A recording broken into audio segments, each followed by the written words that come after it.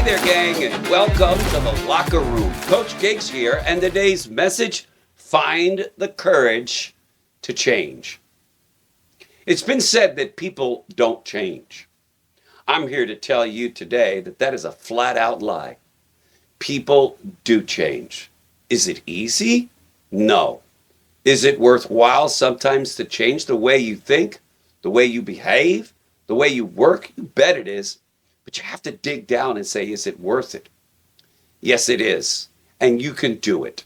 It's a matter of how bad do you want that change, and how bad do you want to create a new habit so that you can have the finer things in life. For years, I was back and forth, as an example, as far as habits goes, with smoking cigarettes. I didn't like the fact that I was addicted, and I knew I was, and yet I kept smoking.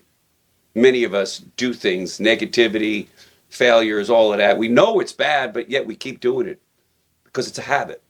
So I kept going back and forth, quitting, starting again, quitting. And I learned that I can't be a casual smoker. I was told that there are some people that could actually casually have a cigarette. I'm not one of them. I have one, and then I'll have two, and then I'll have three. Before you know it, I'm buying a pack. This would go on and on and on. So I decided I needed to do something different. So I went to a special clinic for quitting smoking. The first thing they do is they make you realize that you have a chemical addiction, nicotine, which is addicting. And so the first thing they do is inject into your ear what is technically a shit ton of nicotine. And they say that by doing this, and it worked, your physical addiction is now removed instantly. Pretty cool.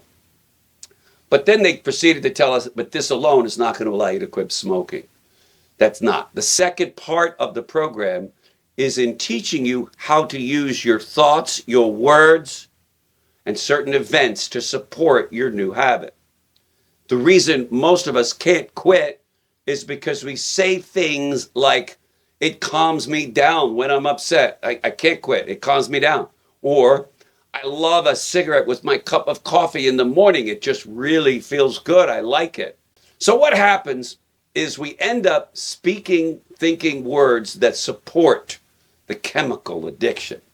And what they taught me and what I learned was to say to myself every time that I wanted to pick up a cigarette, I am a non-smoker. I am a non-smoker. And I would say this to myself over and over until eventually I would feel like, wow, I really don't want to grab that cigarette. And I didn't. It worked. I said it every time the crave came, and it helped me to reduce my desire for the cigarette. I'm happy to say that I have not had a cigarette in many, many years now and have no plans on going back. Do you know why? Because I'm a non-smoker. So if you're a smoker, try it. Say, I'm a non-smoker. I am a non-smoker. But you have to really want to quit. You see, you have to really want better results in your life. The results in my sales career, for instance, would go down in the early days, and it was the result of some bad habits, like starting late, finishing early, not handling rejection very well, not practicing my presentation enough, not seeking help when things weren't happening. These were all bad habits that I was forming.